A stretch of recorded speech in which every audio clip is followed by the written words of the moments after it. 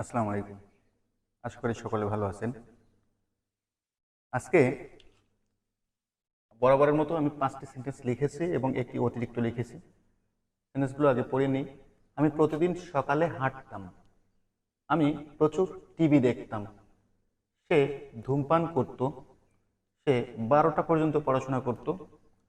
মা প্রতিদিন গল্প বলতো এবং শেষেরটি লিখেছি, আমি প্রত্যহ সকালে প্রার্থনা করতাম।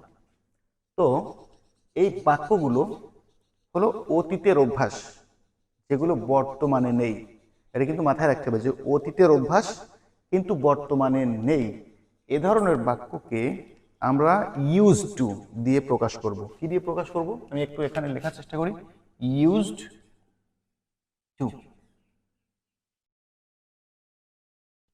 অতীতের অভ্যাস, দ্যাট মিনস আগে করতাম বা করতেন এ ধরনের বিষয়, বাট এখন করি না বা কেউ করে না।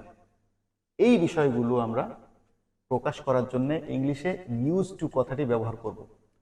তো এক্সাম্পলগুলো দেখে নিলেই আমাদের কাছে ক্লিয়ার হবে। আমি একটু লেখার চেষ্টা করি। আমি প্রতিদিন সকালে হাঁটতাম, তাহলে কি হবে? I used to walk in the morning,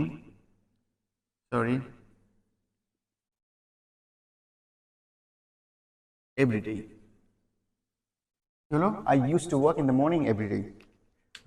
আমি এই যে ইউজ টু কথাটি ব্যবহার করেছি, এবং ইউজ টু ব্যবহার করার জন্য এখানে সাবজেক্ট কি হচ্ছে কি না হচ্ছে সেটি দেখার দরকার নেই। সব ক্ষেত্রেই ইউজ টু, এবং ইউজ টুর পরে ভার্বের যে ফর্মটি বসেছে সেটি কিন্তু অবশ্যই বেসিক ফর্ম।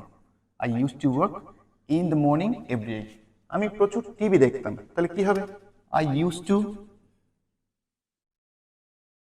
ওয়াচ, টিভি দেখা, watch TV. I used to watch TV a lot, প্রচুর, a lot.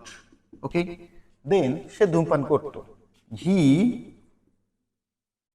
Use to smoke. Smoke means ধূমপান করা। He used to smoke. সে 12টা পর্যন্ত পড়াশোনা করতো। সেই মইতে হি অথবা শি ইউজ টু, পড়াশোনা করা এক্ষেত্রে কি হবে? Study, not read. He used to read until, UNTIL, একটি এল হবে, আনটিল 12 ও ক্লক দিতে পারি, দিলেও হলো না দিলেও হলো।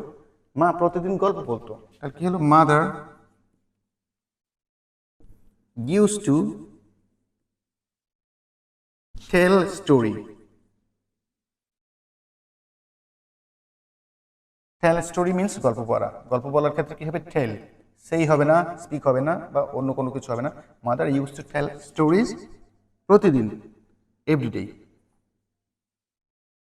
এভরি নাইট দিলে ভালো হয়, যেহেতু প্রতিদিন লিখেছি। প্রতি রাতে বললে এভরি নাইট হয়ে যেত।